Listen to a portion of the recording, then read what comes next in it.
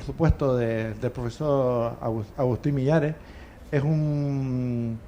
resuelve, bueno, él lo comentará, pero él resuelve algunas de las dudas, sobre todo, y planteamientos sobre la República en Canarias, que él lo expresará un poquito, y sobre todo también quería comentar que a nosotros nos une algunas, como digo yo, suerte de admiraciones. Su tesis sobre Franchi Roca, alguien a quien yo también admiro, y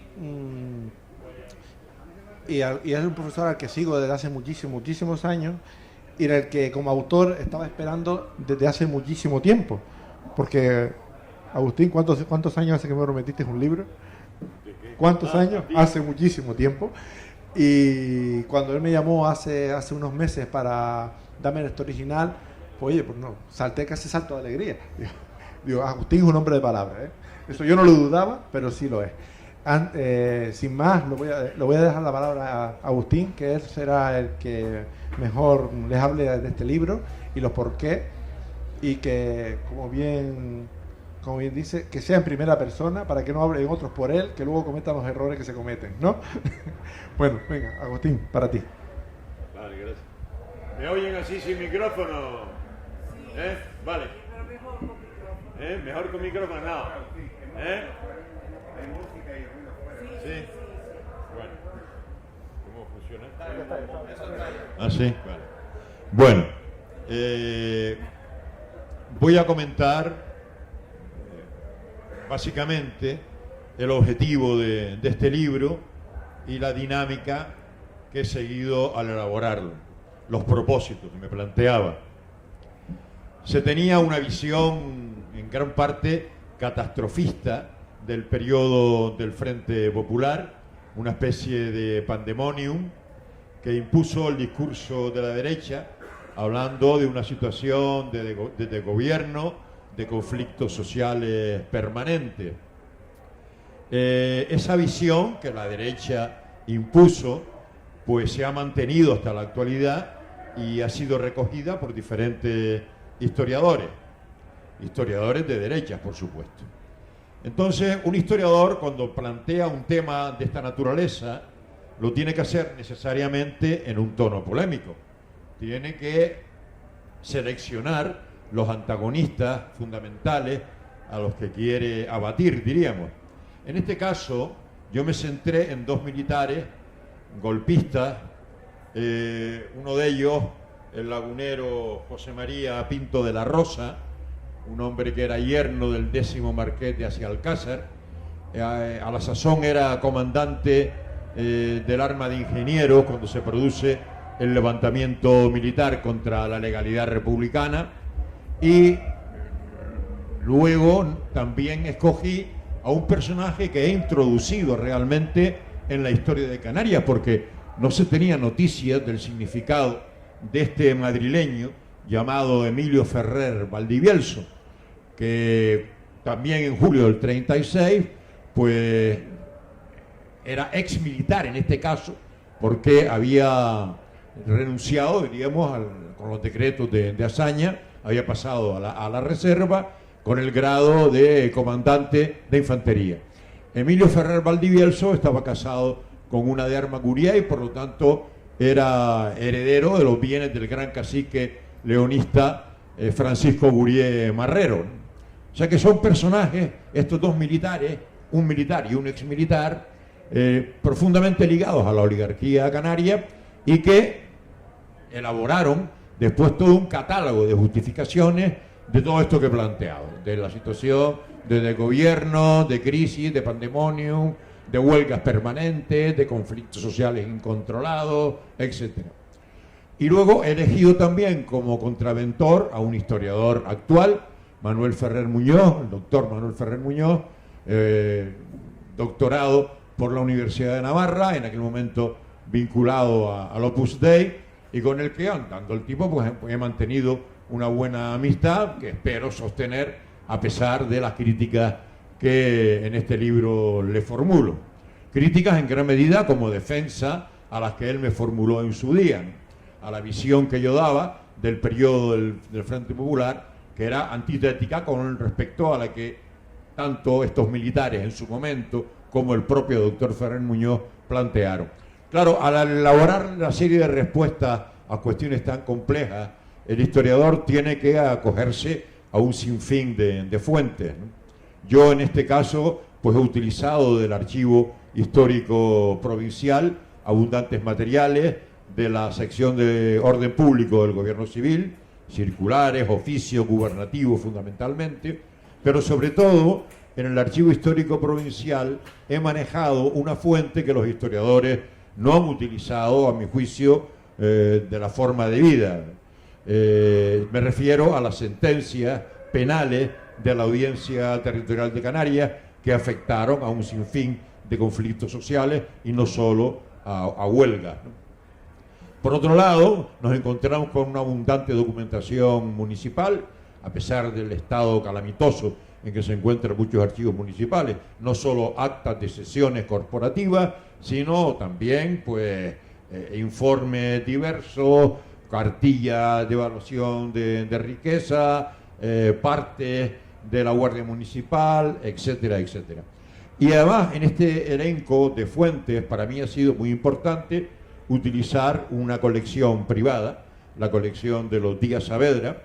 Nicolás Díaz Saavedra fue alcalde republicano federal de Las Palmas del momento de la proclamación de la República, y en el 36 pues fue gobernador civil interino en los primeros meses, las primeras semanas del Frente Popular, y luego fue presidente del comité provincial del Frente Popular en la provincia de Las Palmas.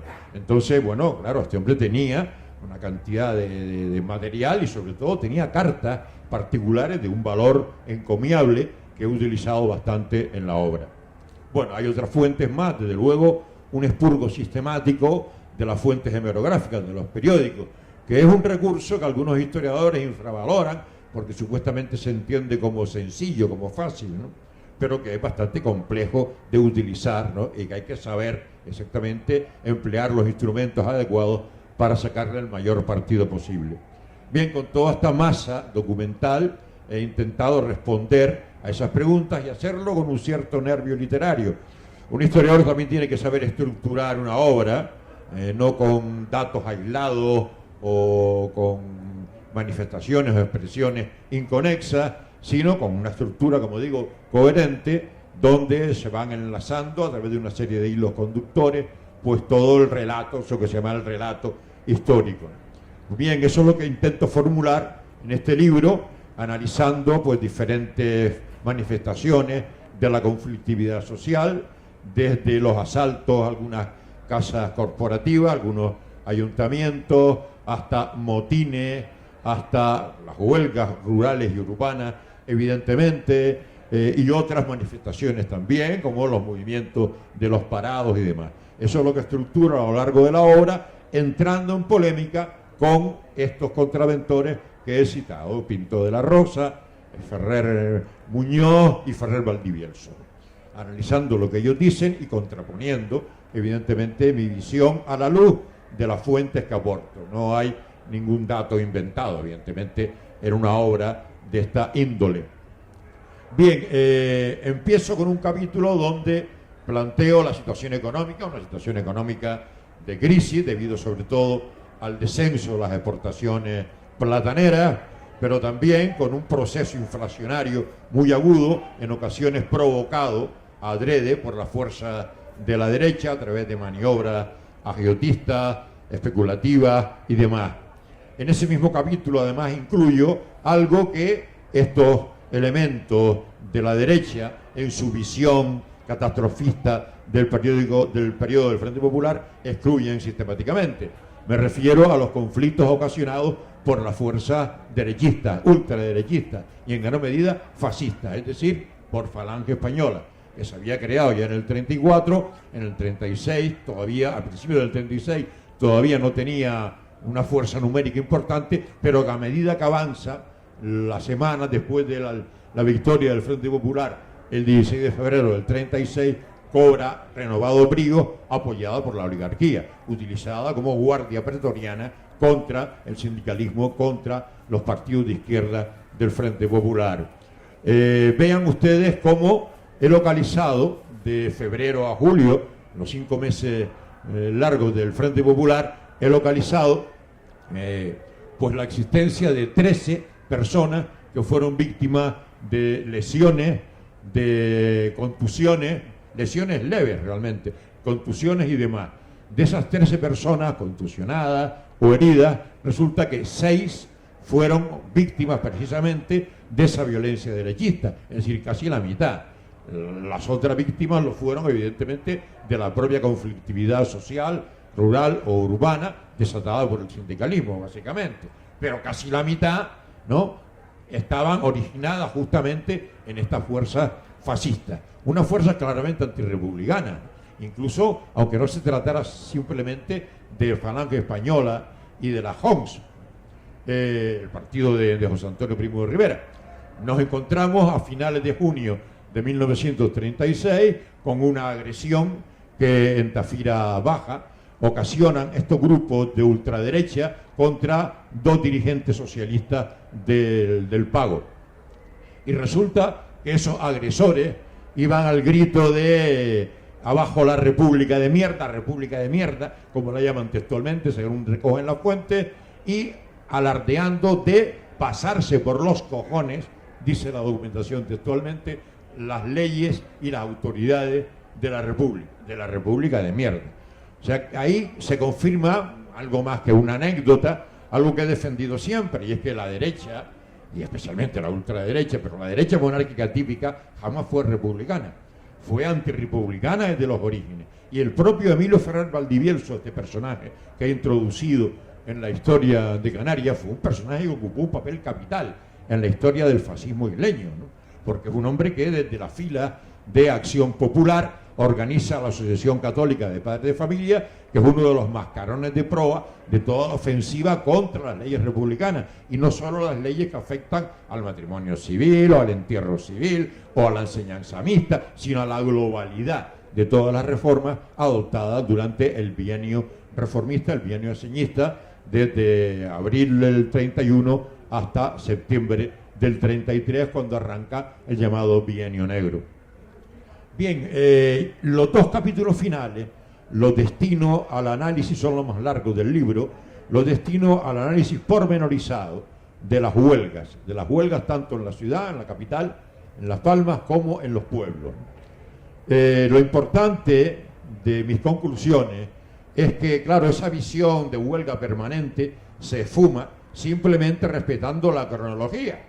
Es decir, ateniéndonos al desarrollo de las huelgas, nos damos cuenta que están concentradas fundamentalmente entre finales de abril y principios de junio, muy principios de junio de 1936.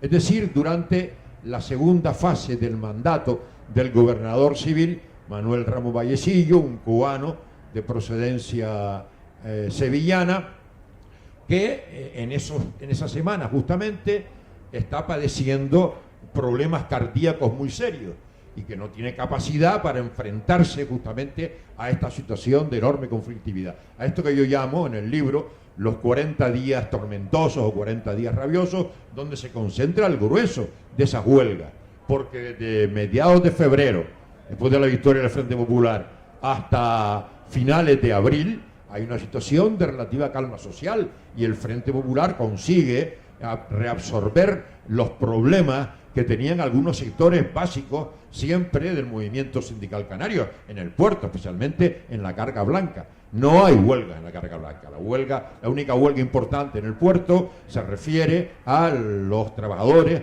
implicados en el suministro, no del carboneo, que estaba bastante en declive, sino del petróleo y de los aceites pesados. La única huelga portuaria importante que se produce en este periodo. Pero entonces, a partir de principios de junio del 36, la conflictividad prácticamente se extingue. Durante el mes y medio anterior al golpe de Estado, mientras están elaborándose todas esas tramas golpistas, la situación social en Gran Canaria es de paz social absoluta, prácticamente. Apenas hay huelgas, 2 o 3 huelgas pequeñas. Una huelga en la motonave Maruja, que afectó evidentemente a los maquinistas, que serían pues media docena de personas, los maquinistas y los ayudantes, una huelga irrelevante. La única huelga importante, curiosamente, se desarrolla pocos días antes del 18 de julio del 36 y afectó al sector mercantil. Fue una huelga general de los trabajadores mercantiles de la capital, de Las Palmas de Gran Canaria, que fue apoyada muy significativamente tanto por la izquierda como por la derecha. O sea que esa situación de huelgas permanentes se fuma, insisto, con solo atenernos a la cronología de la conflictividad social. Y vemos cómo está concentrado en ese periodo, como digo, finales de abril, principios de junio, y luego prácticamente se extingue. El Frente Popular consigue superar esa situación difícil con un nuevo gobernador civil y con además elementos importantes como significaron la venida de dos inspectores muy cualificados del Ministerio de Trabajo que reactivan todos los mecanismos de concertación, de conciliación social, y la llegada ni más ni menos que de un ministro, el ministro de Comunicación, Giner de los Ríos, de Unión Republicana, para justamente analizar la problemática del paro y la problemática económica del archipiélago.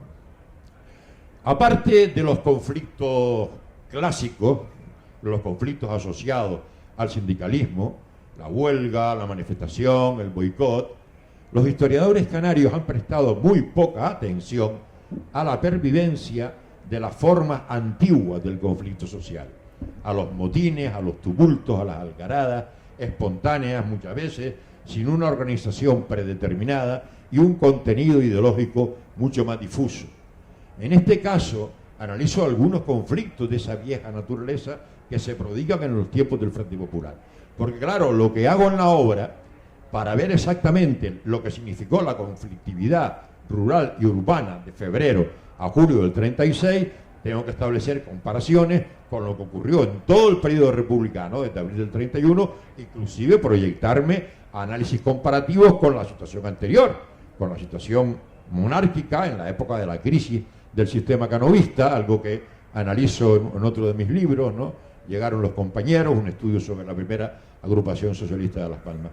Bien, en este caso, al analizar esos viejos conflictos sociales, me he centrado especialmente en unos que tuvieron una especial importancia, y me refiero a los conflictos suscitados por la problemática del agua, contra la subida de los precios de las aguas, contra la política desarrollada por algunas heredades y comunidades de regantes que afectaban a otras, o de empresarios particulares o de algunas corporaciones que afectaban a otras heredades. Es decir, una conflictividad bastante compleja, la del agua en la isla de Gran Canaria, que en la República tuvo una significación muy particular. Ya había estudiado yo el papel de los motines de agua desde finales del siglo XVIII hasta principios del siglo XX, pero ahora analizo los que todavía se reproducen en la época republicana y nos encontramos con motines contra heredades y contra particulares que hacían determinadas perforaciones. Nos los encontramos en el Carrizal de Ingenio, en Santa Lucía de Tirajana, en Teror contra la sociedad hidráulica, en la explotación del Fonduco, pero sobre todo en Teror los motines contra la comunidad de aguas de Quiebramonte, que organizaron, provocaron dos importantes levantamientos rurales entre abril y mayo de 1936, ¿no? Esa conflictividad antigua muchas veces se solapa con la conflictividad moderna. Por ejemplo, a finales del 25 de mayo de 1936, el sindicato de parados de Guanarteme organizó un asalto a los almacenes de la compañía Molina Limitada en la calle Farenchirroca. Bien, aquí vemos en este fenómeno una conjunción entre formas modernas de conflictividad, lo desarrolla un sindicato, el sindicato de parados de Guanarteme en San Lorenzo, pero utilizando un procedimiento típico de los motines antiguos, como los asaltos a las panaderías, los asaltos a los molinos propios del antiguo régimen, ¿no? Aquí es el asalto a unos almacenes. Bien, esta situación hay que analizarla, depurarla, con todo tipo de planteamientos rigurosos, de acuerdo con la fuente disponible.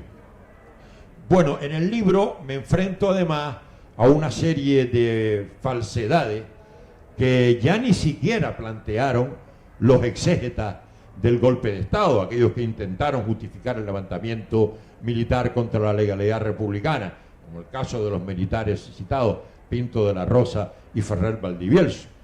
Estos hombres no citan un episodio que el doctor Ferrer Muñoz y luego algún vocero franquista más reciente, de cuyo nombre no quiero acordarme, ni siquiera lo utilizaron, como digo, esos exégetas, y sí lo hacen estos nuevos cantores justificando el levantamiento fascista. Pues bien, ese episodio, el más claro de todos, dentro de otros varios, se refiere al supuesto atentado terrorista que sufrieron las instalaciones del diario La Provincia el 17 de junio del 36. Supuestamente fue una bomba con efectos catastróficos, porque se nos dice que mató a 2 criaturas de muy corta edad, hirió a una mujer gravemente, a otra más levemente, a una vecina más levemente. Bien, fue realmente un atentado terrorista imputable a una acción anarquista vinculada, por ejemplo, al movimiento de la CNT, al Sindicato de Trabajadores Manuales e Intelectuales de la CNT, anarcosindicalista. Pues no hay tal, no fue un atentado, simplemente fue un accidente en el cual estalló el motor de una caldera y derrumbó el piso en el que estaba y mató a las personas que estaban debajo, que eran los 2 hijos del administrador del diario La Provincia, Eduardo Carqué Gil, un periodista de derecha, pero un hombre que escribía muy bien y que hizo aportaciones importantísimas para poder tipificar el periodo, ¿no? Y hirió a su mujer y a una vecina. Es decir, un accidente convertido de pronto en atentado terrorista. A estos recursos manipuladores ha apelado continuamente pues este sector de los que pretenden justificar el levantamiento del 36. No hay tal cosa. Y en el libro pues también se destruyen los argumentos relativos a las bombas en iglesias o los conatos de incendios en iglesias. No hubo ninguna iglesia que ardiera en Gran Canaria en el periodo del Frente Popular, ni en todo el periodo republicano, a pesar de ataques al colegio de los jesuitas o a determinados periódicos de derecha, que se producen sobre todo al inicio del régimen republicano. Pero a la altura del periodo del Frente Popular nos encontramos con un conato de incendio en la iglesia de San Francisco que el gobernador civil interino, el citado republicano federal Nicolás Díaz Saavedra y Navarro, imputó a personas de orden, porque señaló cómo habían visto salir justamente del templo en el momento de aparecer ese conato de incendio a personas bien vestidas, e insistió en rueda de prensa ante este hecho denunciando cómo las llamadas agentes de orden fomentaban el desorden. En cuanto al otro episodio en la iglesia de San José, pues también se atribuyó a una provocación. Bueno, no quiero cansarles. En el libro hago también una defensa del papel representado por el Frente Popular a la hora de intentar superar la crisis económica de Canarias, de toda la región. He hablado de la venida de un ministro, algo muy poco usual en aquella época y en los tiempos de la monarquía, donde los ministros o venían acompañando al rey o iban de paso. Pinar de los Ríos vino especialmente a analizar la problemática del archipiélago y a ofrecer soluciones, como así hizo desde que llegó a Madrid en un consejo de ministros especialmente dedicado a la problemática del archipiélago canario, a la problemática económica, social, para enjugar el paro con inversiones públicas, como así se reactivaron. Desde luego, después de una asamblea que hubo de las Fuerzas Vivas en el Ayuntamiento de Las Palmas de Gran Canaria, tiene lugar ya en la segunda quincena de junio de 1936 un importantísimo debate en el Congreso de los Diputados. Yo no he visto jamás en la historia del parlamentarismo español que se dedicaran casi 4 sesiones, más de la mitad de 4 sesiones parlamentarias a los temas económicos canarios.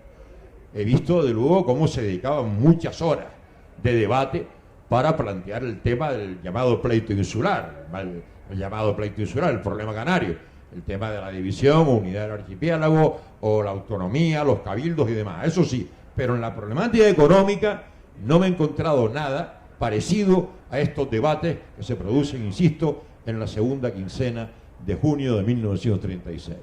Y unos debates que además tuvieron como resultado pues la elaboración de un programa también de actividades para incentivar justamente la iniciativa privada, pero sobre todo la iniciativa pública, como digo, para enjugar el paro y superar la crisis económica. Claro que el Frente Popular no tuvo tiempo de solucionar todos los problemas, pero al menos a través de las políticas municipales y con comisiones gestoras nombradas por el Frente Popular en diferentes ayuntamientos, sí fueron capaces de sortear toda la inactividad, el desinterés que la derecha mantuvo durante todo el bienio negro prácticamente. Bueno, estas son algunas de las claves del libro, de los objetivos planteados. Es un libro del que me siento especialmente satisfecho.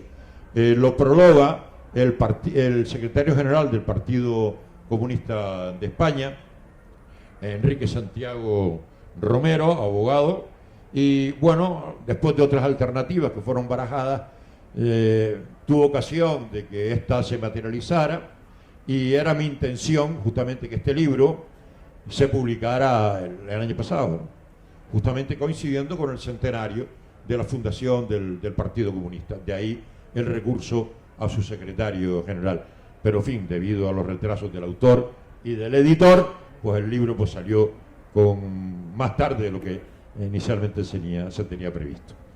Bueno, estas son las palabras que yo quería pronunciar en esta presentación. Muchas gracias a todos por su atención, y si quieren y podemos, abrimos un coloquio ahora.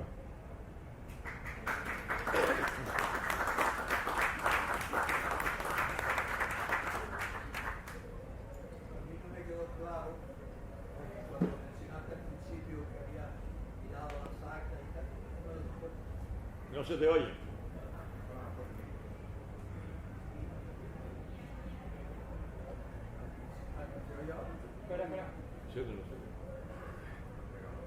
¿Ahora? Bueno, volviendo.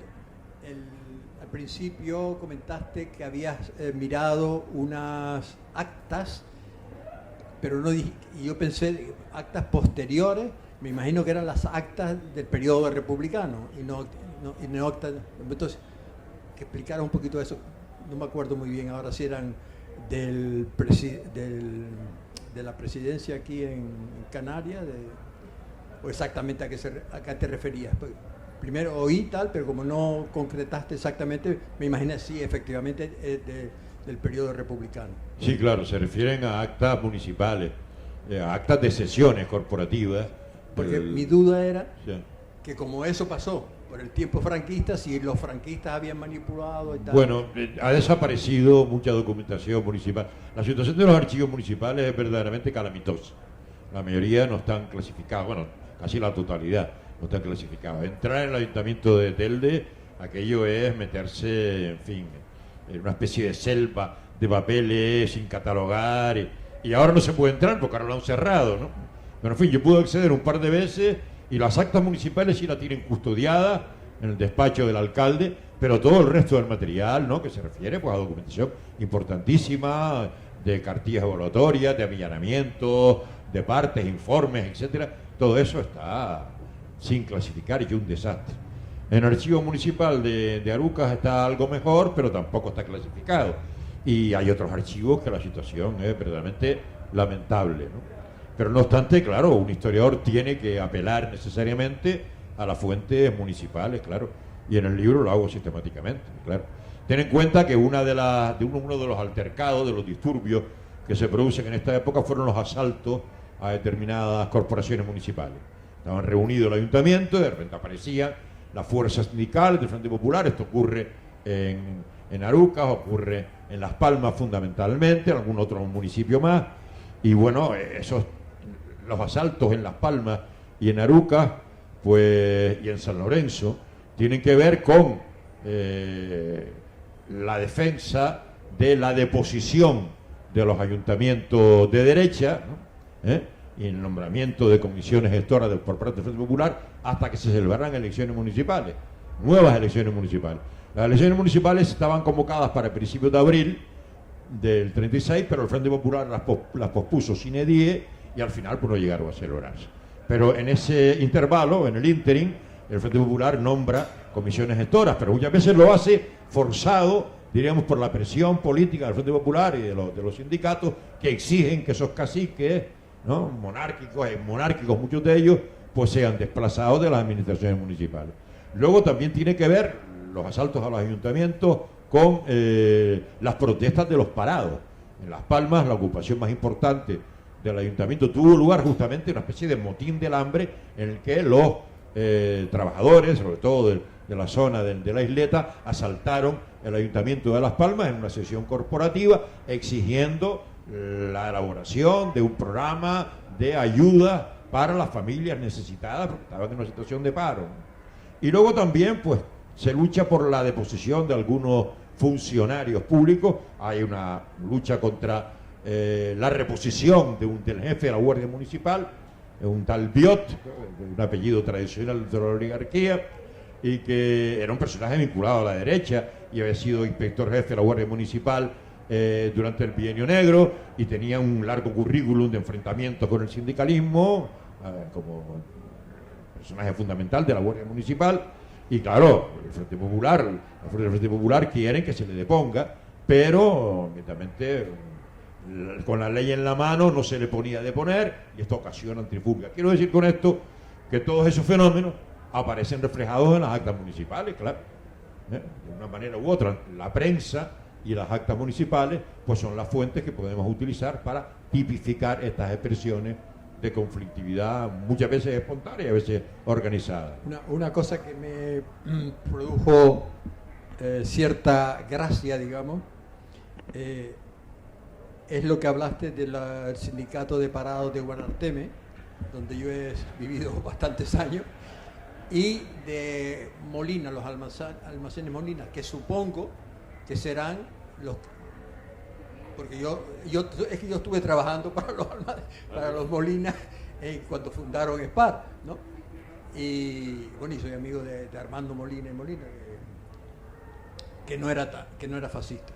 Pero que yo recordaba que en la familia de los Molina hablaba, oír, o sea, no conversar, pero oír, sí, cuando iban y se paseaban con el golpe, se paseaban con escopeta, haciendo la guardia, ya después del golpe de Estado. Sí, si la memoria no me falla, también los Molina se incorporaron a las unidades paramilitares de acción ciudadana. Muchas de ellas pues, después terminaron en la órbita de Falange, pero estaban dentro, por supuesto, de toda la estrategia golpista. Sí, ellos tenían los almacenes Molina, estaban en la calle Franchi Roca, ¿no? Luego se llamó... Entonces, ¿cómo se llamaba la calle? Porque después la cambiaron a General Primo de Rivera. Fue Franchi Roca desde 1920, ¿no?, aprovechando un viaje de Franchi aquí para pagar sus últimas deudas. Una corporación monárquica encabezada por el cacique José Mesa y López, pues se dignó en tributo a Franchi nominar con esa calle, rotularla con su nombre. Luego llegó la dictadura, ya en la guerra civil, el ayuntamiento faccioso nombrado por los militares elimina el título de esa calle y le pone General Primo de Rivera, ¿no?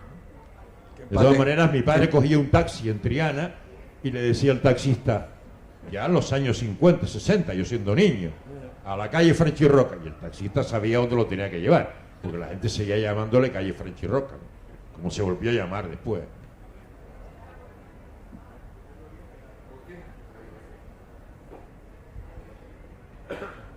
En el asunto de quibramontes de Terror, que ya hemos hablado en alguna ocasión, la corporación, por lo menos la parte de la corporación del Frente Popular, se manifiesta claramente en favor de las demandas de los agricultores por el robo, bueno, entre comillas, de agua, ¿no? Eso ocasiona juicios, o sea, denuncias y por lo tanto juicios a los concejales, entre ellos, como tú bien sabes, a mi abuelo, a su hermano, etcétera, tal.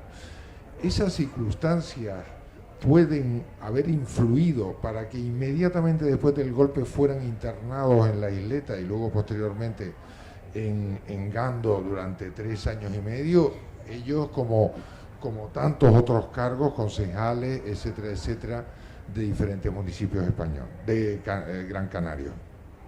Sí, bueno, como he dicho, Dionisio, él es familia de dos concejales, ¿no? Pedro Suárez y su hermano Sí, Juan. Sí. dos concejales. Hoy tienen calle en Teror, afortunadamente, por cuestión de la memoria histórica, pero fueron impulsados de sus puestos funcionales, tuvieron que buscarse la vida malamente en otros municipios, y desde luego yo recuerdo cuando fue el rey Juan Carlos, entonces príncipe, a visitar Teror, estaba con mi padre y la familia en la finca Osorio de mi tío, y vinieron dos guardias civiles a sacarlo del término municipal de Teror porque estaba en la lista negra.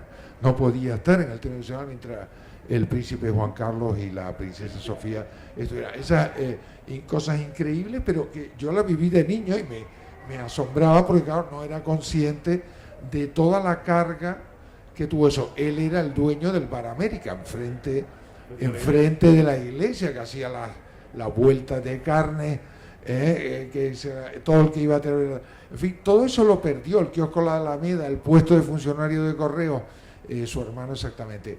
Todo este episodio de Quiebramonte puede ser el inicio de esa venganza. Mira, yo creo que no, sinceramente, Dionisio. Tus tíos hubieran ido al campo de concentración y hubieran sido víctimas simplemente por haber sido concejales del Frente Popular. Estaban ligados al Partido Republicano Federal, en el momento se llamaba Izquierda Federal, creo recordar, o al Partido Socialista. Ya eso era suficiente, ¿no?, para que terminaran primero en la isleta, después en Gando, que fueran depurados, que se les quitara después a través del Tribunal de Responsabilidades Políticas pues muchos de los bienes que tenían, o fueran multados, etcétera. Esa represión les hubiera caído encima sí o sí. El episodio de Quiebramonte es un factor agravante, pero hay que darse cuenta que en el proceso, claro, evidentemente, esto es el tema de Quiebramonte, que para algunos de estos de mis contraventores es otro de los episodios del pandemonio, del desastre, de las agitaciones, 50 de la época del Frente Popular. Eso venía de 15 años atrás, desde el principio de los años 20, y había dado ocasión a diferentes tumultos, a peleas, agresiones físicas, ¿no?, aparte de todo un largo contencioso legal, un litigio muy complejo que se desarrolla, porque claro, las heredades de Teror mancomunadas se oponen a la sociedad, a la comunidad de aguas de Quiebramonte, que había perforado más arriba y les estaba quitando las aguas que bajaban por diferentes serventías, ¿no? Entonces, claro, este es un proceso muy largo y muy complejo. Pero, claro, somos los dos motines, que, en fin, al grito, tu madre lo recordaba antes, ¿no? Pero, ¿cómo era? Arriba pueblo que nos quitan el agua. Arriba pueblo que nos quitan el agua. La documentación, lo que me coge la documentación es, vamos a por Quiebramonte. Por Quiebramonte, gritaba la gente saliendo de una asamblea, ¿no? Bueno, mi padre en realidad no gritaba eso, él era concejal y era todo el pueblo. Venían manadas de arriba de Arbejales a Teror a luchar porque les quitaban el agua, decía, y entonces gritaban, arriba pueblo que nos quitan el agua. Pero mi padre venían a buscarlo a mi casa y lo llevaban a Aruca, preso. Y ahí estaba 2 o 3 días. Después, por medio de no sé qué, volvió otra vez a mi casa. Así estuvo yendo y llevándolo y trayéndolo a Aruca lo menos 3 o 4 veces. Detenido siendo concejal, porque como era concejal del ayuntamiento, pues... Lo que pasa es que cuando se celebra el juicio por la cuestión de Quiebramonte, no solo están implicados gente de izquierda, hay gente de derechas también entre los procesados, porque como directivos de las comunidades de aguas de los heredamientos de Teror hubo sectores de la derecha, inclusive personajes relevantes de Acción Popular que estaban al lado, ¿no?, de la gente en contra de Quiebramonte. O sea, la sociedad de Teror se fractura, hay una mayoría con las heredades y hay una minoría a favor de Quiebramonte. Pero en esa mayoría que está a favor de las heredades y contra Quiebramonte hay personajes de derecha y de izquierda, y entre los procesados, insisto, aparecen personajes muy relevantes de la derecha. Ahora, si uno analiza el resultado, los considerados de la sentencia, se da cuenta de cómo el espíritu clasista de los golpistas se filtra en la misma, porque se cargan las tintas sobre la gente de derecha y se intenta eximir sistemáticamente a la gente de derecha, ¿no? Que bueno, al revés, a veces se secan las tintas en la izquierda y se exime a la gente de derecha para que al final, como resultó, pues la condena a la gente de derecha fuera niña. Muchos quedaron absueltos y otros apenas con una multa. Otros fueron condenados a temporadas de cárcel. En el caso de tus familiares, no sé si tuvieron una condena, creo que fue un par de meses, una cosa así. Pero fue, bueno, sí, pero eso fue por otra cosa. Pero por lo de Quiebramontes, no. Uno salió absuelto, me parece, mi abuelo, y Bueno, yo lo recojo aquí, ¿no? el hermano que era el teniente de alcalde Sí. sí le cayó algo. Sí, sí, pero eran penas añadidas a otras que les cayeron encima por otras causas. Por causas en los tribunales militares. Sí, sí, claro.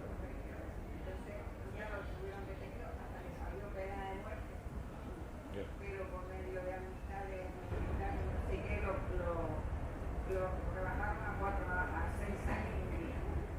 Pero A mí esto el tema de las aguas me ha resultado muy indicativo, insisto, porque los historiadores canarios no solían analizar este tipo de motines, no lo suelen hacer.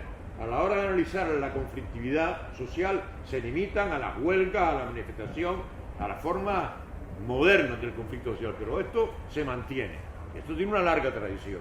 Y además me encuentro también procesos por sustracciones de aguas en San Mateo y en Santa Brígida, que en ocasiones dieron lugar también a algunos alborotos, ¿no? Aparte luego ya, por ejemplo, en las cumbres de Valsequillo, pues también un motín campesino en contra de la usurpación de tierras antiguamente comunales, o un motín antifiscal en Santa María de Guía. En fin, hay una conflictividad que desborda los marcos exclusivamente sindicales, donde hasta ahora se había centrado el análisis historiográfico.